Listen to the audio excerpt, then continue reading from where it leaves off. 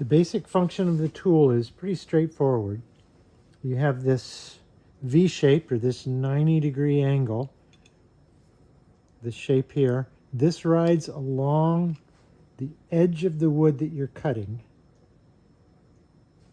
and it allows the cutter you've selected to shape the wood. You have 3 radius cutters and 1 cutter that allows you to do a chamfer, a 45-degree chamfer.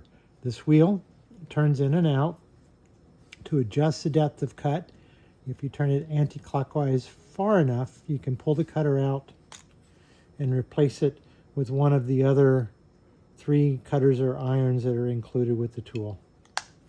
Fits in the hand very nicely. Good quality. I'm using it a lot more than I thought I would.